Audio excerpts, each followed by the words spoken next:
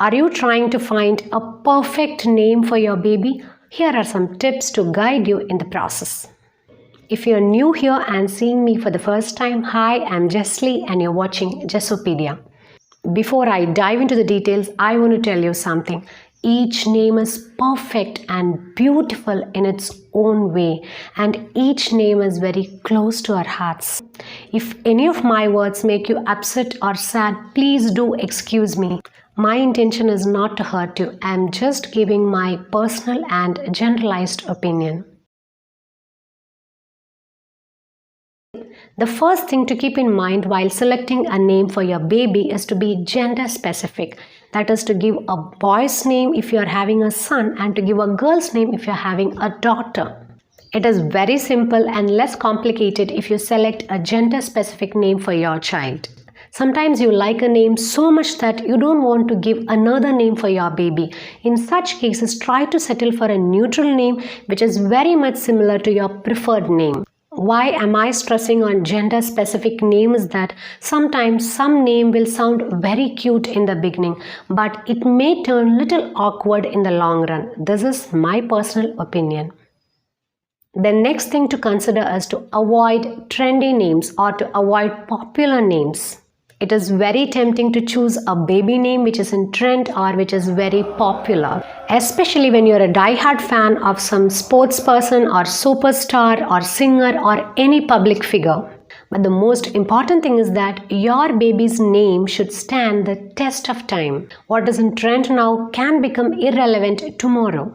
So I prefer classic names to trendy or popular names. The next thing to consider is to name your child what you're going to call him or her. Many of us can relate to this. We have a name in the official records and we are known by a very different name. I can cite one of my aunt's name as an example here. Her name is Veronica and her mother fondly called her baby when she was a baby. Within no time, everyone started calling her baby. Now she is a grandma, but for everyone she is still a baby. So my point here is try to name your child what you would love to call the child, because these names are so powerful that within no time you will forget what the real name is. Next thing is to check the meaning of the name you are going to give the baby. This is a very important factor in choosing a name for your baby, especially when you can go wrong with its meaning. Some names sound so beautiful that you really want to pick that particular name for your baby. But always double check the meaning of the name you are going to give your baby, because I have come across really beautiful or cute names with not so beautiful meanings like chaos or rival, trouble, pain, misery, etc. Next thing to consider is to avoid difficult to pronounce names or complicated spelling names. If there is a widely accepted spelling or pronunciation, please give that to your baby. Let's try with an exaggerated example. Instead of Lucy, that is Lucy, if I am going to give the spelling as Loosie, then there is a problem. Same is the problem with difficult to pronounce names too. Before giving such name to your child, ask yourself a question. Do you expect your child to explain or spell his name every day of his life? Some studies suggest that easy to pronounce names or common names are associated with more positive outcomes.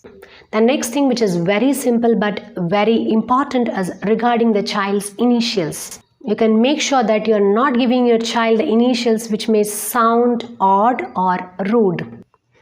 This point is again regarding the nicknames. It's better to brainstorm all possible nicknames for the name you have selected for your baby. This is a very practical or important step because you are trying your level best in order to avoid some taunting or bullying for your child. You can do this with your partner or a trusted family member or your best friend. Next step is to avoid super cute names.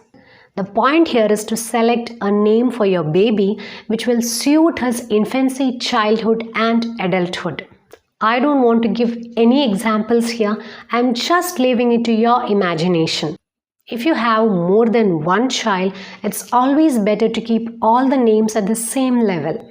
By same level, I mean the popularity or uniqueness, etc.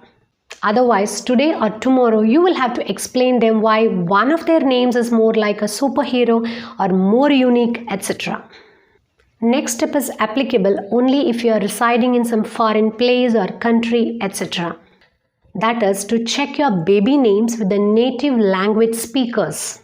Because our child is going to live in that particular place and the name which we have given should not sound odd. There is nothing like pregnancy which can bring you and your partner really closer together until choosing a baby name. So what can we do here? Just keep in mind that we are on the same team or we are a team.